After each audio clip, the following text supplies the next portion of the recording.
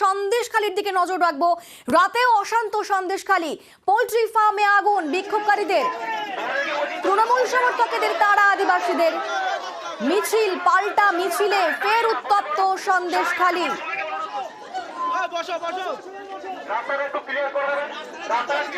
উত্তম সর্দার ও শিবু হাজরার বিরুদ্ধে ক্ষোভ আমরা আগেই দেখেছি।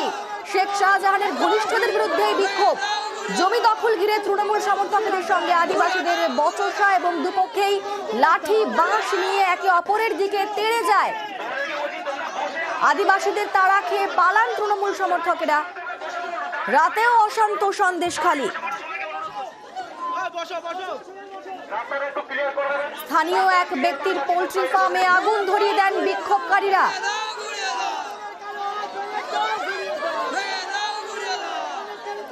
শাহজাহান ঘনিষ্ঠর পোল্ট্রি ফার্মে আগুন, আদিবাসীদের তাড়ায় পালিয়ে যায় তৃণমূল কর্মীরা। রাতে উত্তপ্ত সন্দেশখালী।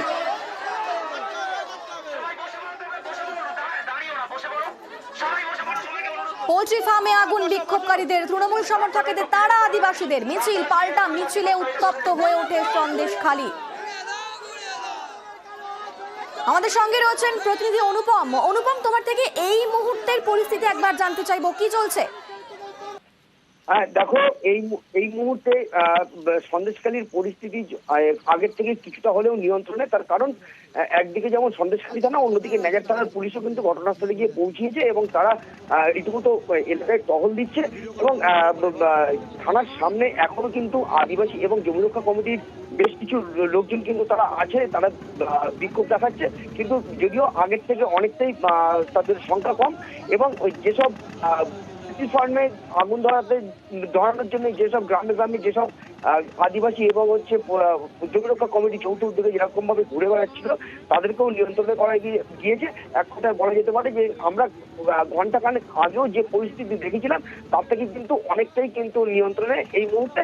এবং উত্তম সর্দারের বিরুদ্ধে যে অভিযোগ, সেই উত্তম সর্দারকে যে ঘেরাও করে মারধর করেছিল, মারধর করার চেষ্টা করেছিল আর কি এলাকার মানুষ, এবং মারধরও করেছিল, তাকে কিন্তু সেই সময় পুলিশ লাঠিচার্জ করে এবং লাঠিচার্জ করে সেই উত্তম সর্দারকে কিন্তু রেস্কিউ করে থানায় নিয়ে যায়। এই মুহূর্তে উত্তম সর্দার কিন্তু পুলিশি ঘেরাটোপের মধ্যে থানাতেই রয়েছে। এবং এলাকার মানুষ কিন্তু এখনো যথেষ্ট মানে উত্তম সর্দারের ওপর আর কি এক কথায় বলা যেতে পারে উত্তম সর্দারকে যাতে বাইরে বের করে আনা যায় সেই জন্য কিন্তু তারা চেষ্টা করছে, তারা রীতিমতন আন্দোলন করছে। কিন্তু যদিও আন্দোলনের তীব্রতা কিন্তু আগের থেকে যথেষ্ট কমে গেছে। বেশ, ধন্যবাদ অনুপম।